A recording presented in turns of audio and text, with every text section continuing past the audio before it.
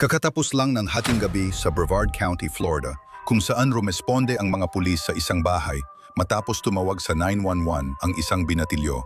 Iniulat na may nagaganap na pagpasok sa bahay. Kumusta ka? Nandito na kami. Tara na!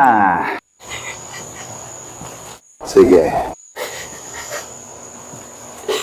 Bakit may dugo sa sahig? Kissler? Huh? Ano? Ayos ka lang? Dumudugo ka? Sinang dumudugo? Kinilala ng pulisya ang kanilang tumawag at magiging suspect bilang si Julia Egler, 16 na taong gulang, isang residente ng bahay na sinabi umano ng dalagita sa pulisya na pinasok ng isang hindi kilalang tao. Lumabas ka! Lumabas ka! Bruce!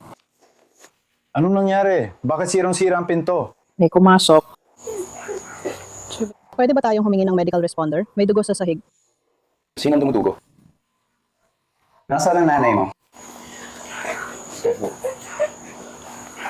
Dito ka lang. Manatili ka sa loob. Uy. Ako na. 10:33 yan.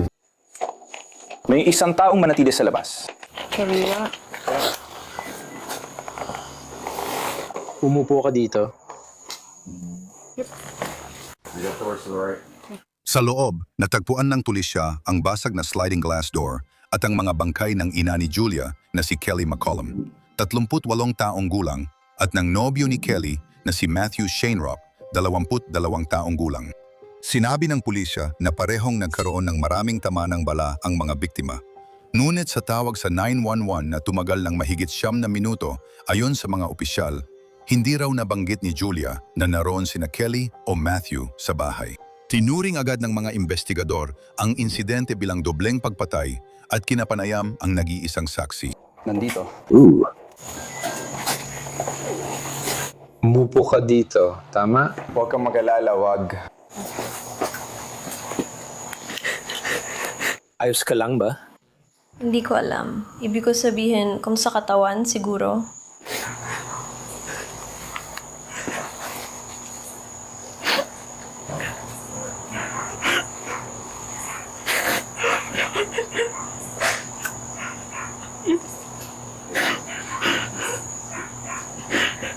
Si Ay Henyo.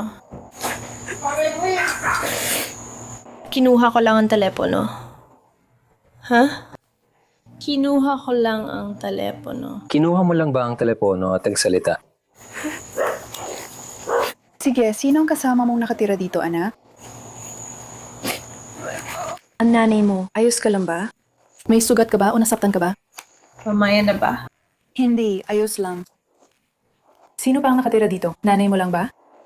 Madalas nandito ang boyfriend niya. Ano nga ulit pangalan ng boyfriend niya? Matthew. Lucio? Meron bang nangyaring pagtatalo kamakailan? Sino? Sa pagitan ninyo ni Sona mo at niya. Ako at ang nanay ko ay madalas magtalo. Malamig. Hindi ka pinapayayang maglagay. Ako. Sinabi ko lang sa kanya na ako. Hindi gagawin. Sige, uy, ayos lang. Hindi ko rin naman magagawa yon. Pasensya na talaga. Pasensya na. Patawarin mo ako. Please. Pasensya na. Pasensya na. Hindi ko na sana dapat ginawa yon. Humihingi ako ng tawad sa mga pagpatay. Pagkatapos, dumating ang detective at inilipat si Julia sa driveway para sa mas masusing pagtatanong. Tulog ka ba? Hindi? Diyan yan nagsimula yon. Ano ang nagsimula? Ako, kinamumuhian kita. Pasensya na. Lumapit si Matthew sa bintana. Hindi. Sa tingin ko, hindi naman. Hindi mo alam kung sino yon. Si... Ayan, nandito na. Hindi, siya yun. Huling slide, bumalik na ang mga pinto. Ang pinto ay... Nasaan ang nanay mo nun? Nasa labas sila ng kanyang nobyo at namimili. Kasama ang mga kaibigan.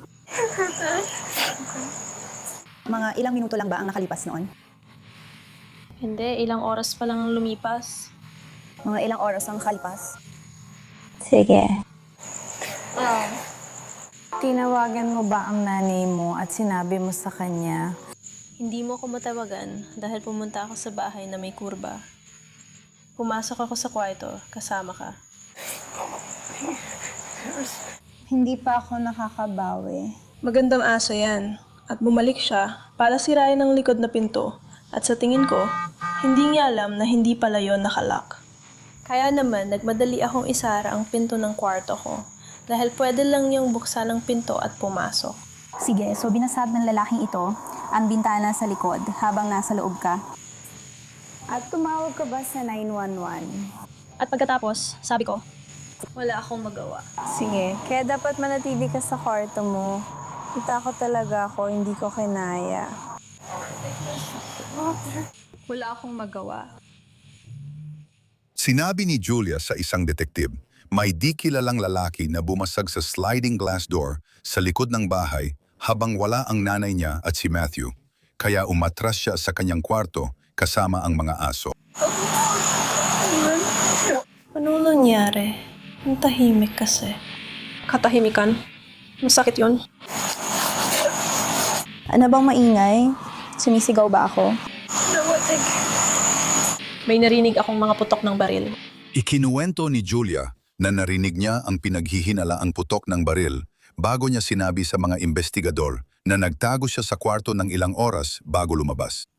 Pasensya na. Alam ko na mangyayari ito. May namatay na. Nararamdaman ko lang talaga. Alam mo, hindi ko alam kung parang tanga pakinggan, pero talagang pinatay niya sila. Hindi nila alam. Hindi ko alam kung sino siya. Kaya sinasabi mo na wala sa bahay ang nanay mo at siya nung may pumapasok sa bahay ng sapilitan. Narinig mo ba na dumating ang nanay mo at boyfriend niya? Nandun ako, pero wala ko alam. Gusto ko sana, pero pasensya na. Ang ingay niya kasi. Hindi ko na talaga kinaya.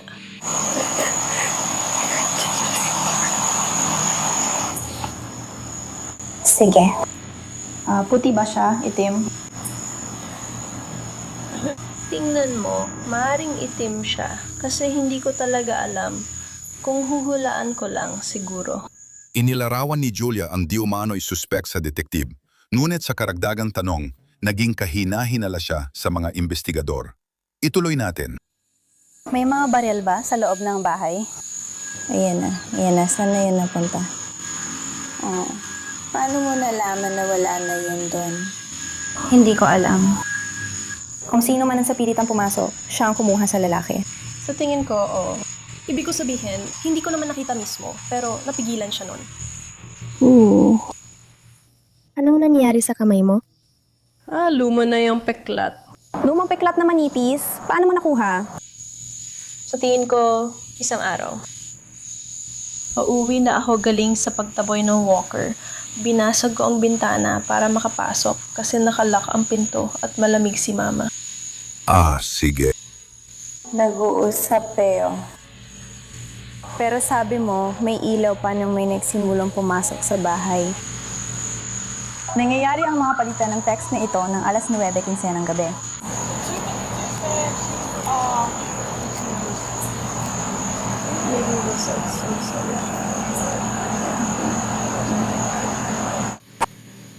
Sinuri mo ba kung may pulso o ibang sinyales ng buhay siya? Hindi ko siya hinawakan kaya ako ay...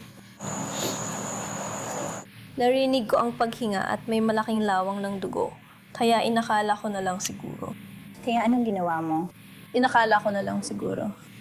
Ginawa mo rin ba yon kay Matthew? Kasi duguan silang lahat pag uwi sa bahay. Siguro bumuka ang sugat at dumugo. Ayoko naman. Ay, parang pakiramdam ko may nagawa ako mas masama. Nabanggit mo sa akin kanina na nabasag ang salamin. Paano mo nalaman yon? Paano mo nalaman na ginamit ito? Nakita ko ang kakilakilabot. Lumabas ako doon. Nakita ko na palaging naililipat ang bagay na yon mula sa orihinal na pwesto. Kaya inakala ko na hindi na nandoon ang kamera sa dati nitong lugar dahil parang nakasandal na ito sa bahay. Hindi na ito sa dati nitong pwesto. Hinala ko lang na ito ang ginamit niya. Baka tinadyakan niya ito sa bahay ko. Si Julia ay nagbigay ng hinuha tungkol sa eksena bago tanungin ng detektive kung may alam siya sa gumawa nito. Sinubukan ko ito noon. Sabi ng nanay ko yon. Tandaan mo lang na dati doon nakatira ang boyfriend niya. Yon, siyang nakatira doon, si Matthew.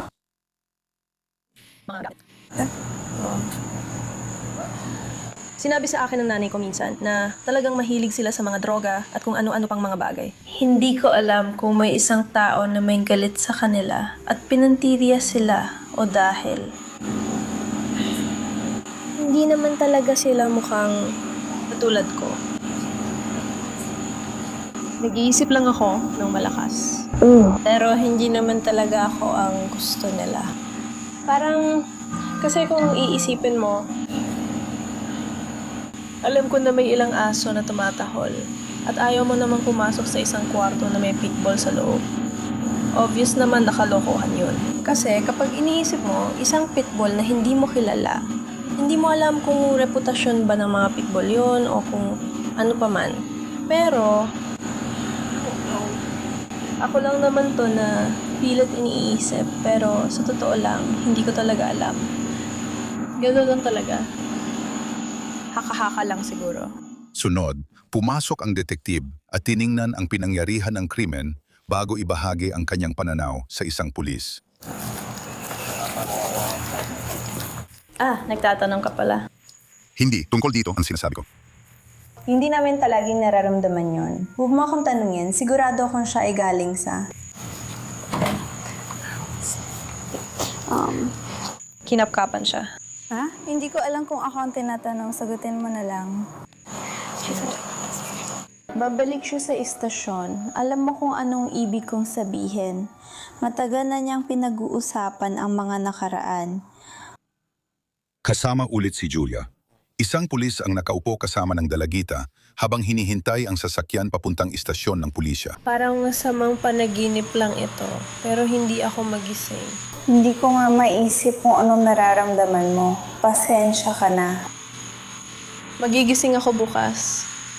Sabi ng nanay ko, Magandang umaga, anak. hayaan kang matulog.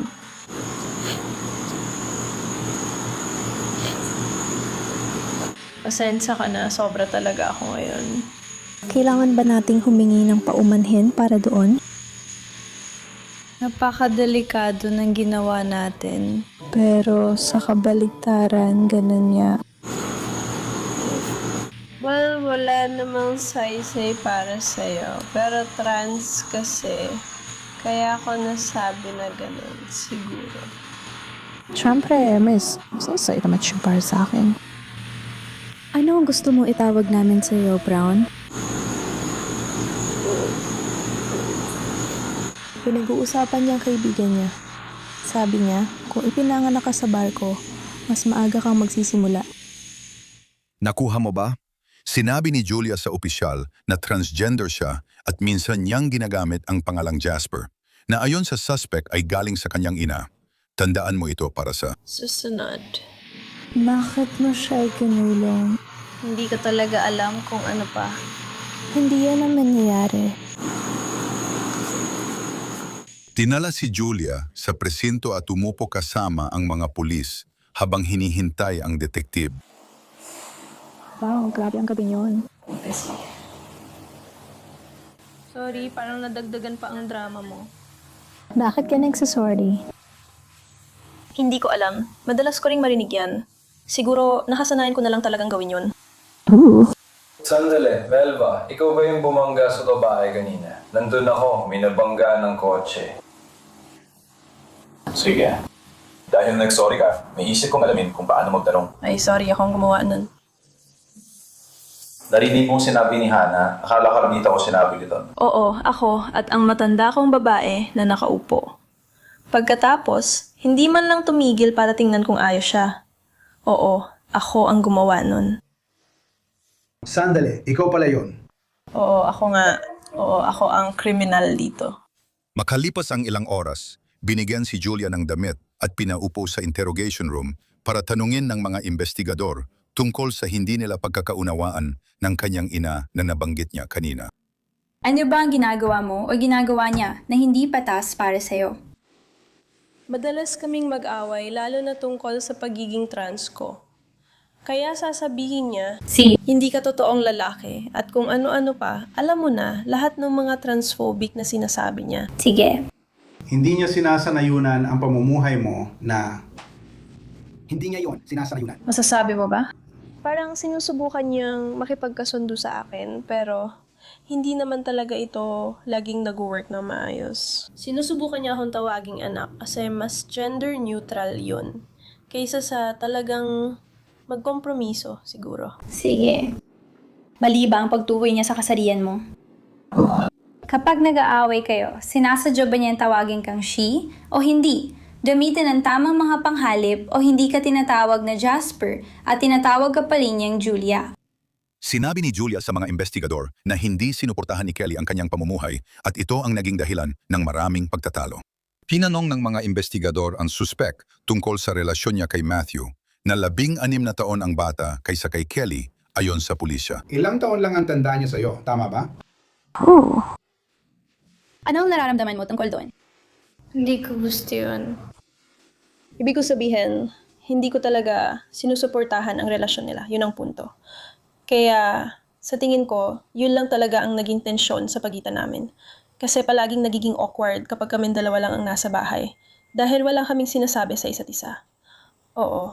Kasi parang ayoko lang dito ko talaga. At halatang halata naman kasi hindi ko talaga sinusuportahan ang relasyon nila. Tinututukan ng mga investigador ang issue na hindi sinang-ayunan ni Julia ang relasyon ng kanyang ina sa 22 taong gulang na lalaki. Makalipas ang ilang sandali, muling tinanong ng mga investigador si Julia tungkol sa kanyang kwento. Umalis sila ng alas 7. Anong ginagawa mo sa bahay? Nasa sofa lang ako, sinusubukang mag-relax. Hawak ang aking switch. Anong laro ang nilalaro mo? Sa tingin ko, Minecraft o Five Nights at Freddy's ang nilalaro ko sa Switch. Minecraft o ano? Minecraft o parang Five Nights at Freddy's sa Switch, mga ganun. Pakiulit niya. Five Nights at Freddy's. Ano yun? Parang katatakutan. Parang si Freddy Krueger. Parang laro ng katatakutan ito. Nalaro mo na ba ang Dead by Daylight? Yan ang naalala ko rito. Parang pareho lang. Tinatangkang mo makatakas sa mamamatay tao. Isa si Freddy Krueger sa kanila. Naririnig ko siyang naglalakad-lakad at kung ano-ano pa. At parang... So sinasabi mong lalaki siya. Alam mo ba na mukhang lalaki ang taong ito? Ang suspect ay parang lalaki? Hindi ko sigurado. Naghihinala lang ako. Maaari mo bang sabihin kung siya ay puti o itim? Sinusubukan kong hulaan, siguro itim. Sick. Parang natakpan ba ang mukha niya ng mascara o siya ba? Sa tingin ko may suot siyang parang hood. Nakaangat ito at parang ganun. Paulit-ulit ikinukwento ni Julia na nakakulong siya sa kwarto nang may pumasok at pumatay ng 2 tao. Pero kalaunan, inamin ng mga detektib na mas marami silang alam kaysa sa pinapakita. Alam ko mahirap ito para sa'yo. Si G. Sa totoo lang, hindi kami naniniwala na ganito talaga nangyari. Sige. Tinignan namin ang crime scene na ito at may mga bagay dito sa crime scene na hindi tugma sa sinasabi mo. Okay? Hindi ako naniniwala sa kwento na may pumasok na iba sa bahay. Sige ba? May ebidensya na. Na nagpapakita na sinilip namin ang camera ni Savannah. Sige, wala kami nakita na pumasok sa likod na pinto. Sige, tinignan namin ang camera ni Savannah. Nakita naming umuwi ang mga magulang mo at pumasok sa pintuan sa harap. Sig. Nakita namin ang mga madugong bakas ng paa sa loob ng dining room sa harap ng likurang sliding glass door sa ilalim ng salamin. Dapat ang dugo ay nasa ibabaw ng salamin. Sabihin mo kung anong nangyari. Diretsahan kitang tinatanong. Sig, ikaw ba ang dahilan kung bakit nasaktan mo ang mga magulang mo ngayon, ang nanay mo at si Matthew? Kung ginawa mo, may dahilan ka ba kung bakit mo yung ginawa? Sige, simulan natin sa pag-uwi nila. Nang pumasok sila sa pintuan, ikwento mo kung ano ang nangyari.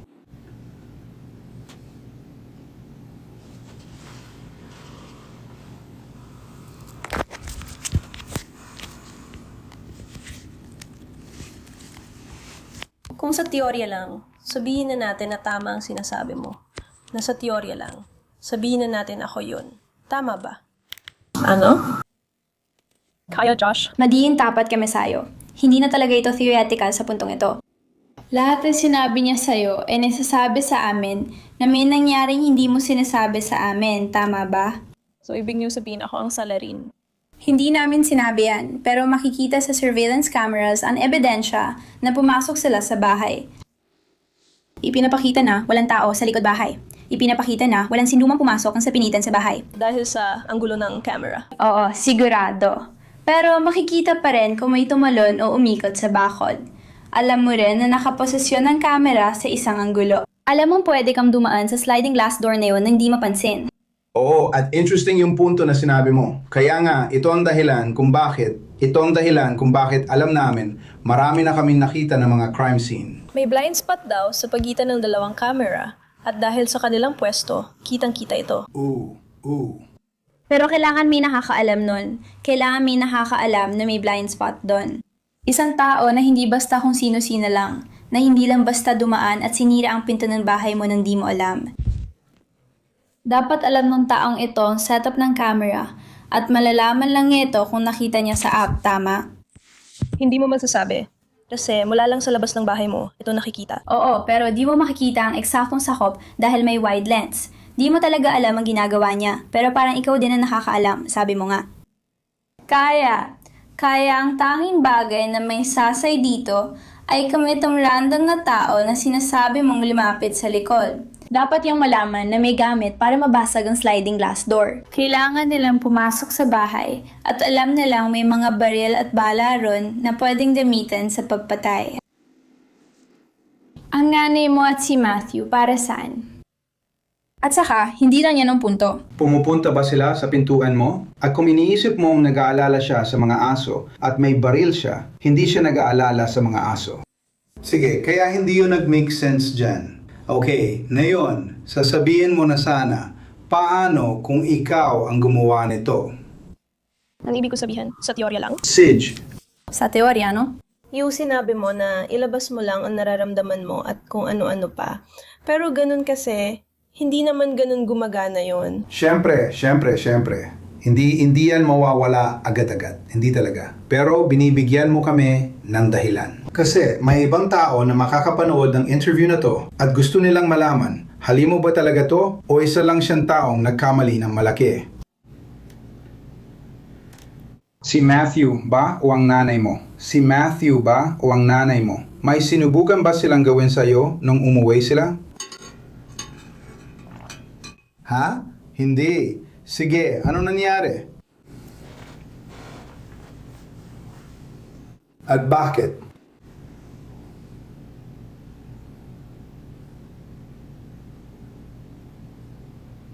Saan ka sa bahay nang dumating sila? Alam namin wala ka sa kwarto mo.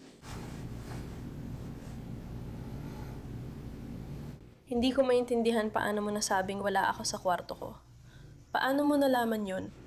Nakasara ang pinto ng kwarto mo na nangyari ito, tama? Ang paraan ng pagkalat ng dugo ay napapahiwatig na maaring hindi yun ang eksaktong nangyari. Posibleng sarado, pero baka hindi lubusan nakasara.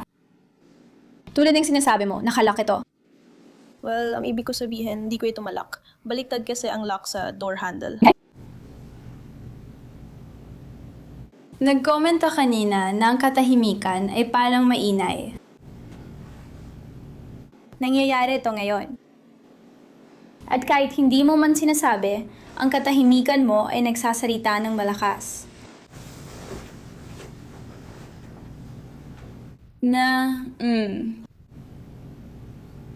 Ikaw ba ang bumaril sa mga magulang mo, sa nanay mo at kay Matthew?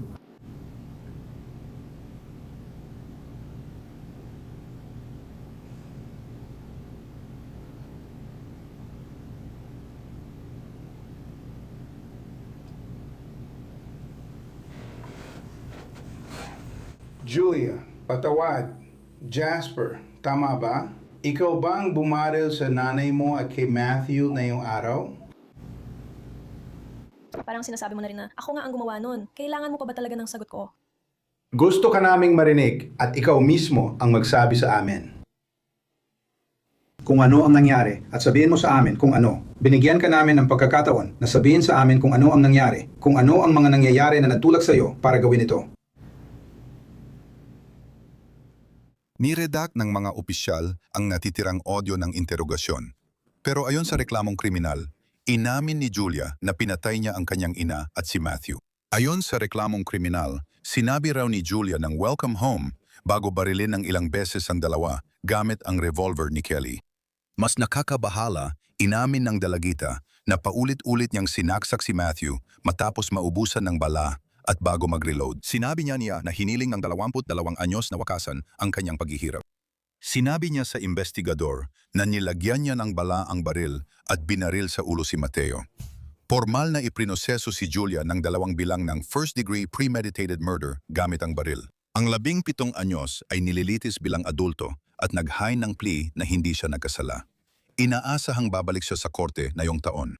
Mag-subscribe na yon para madaling makuha ang bagong balita mula sa Law and Crime Bodycam.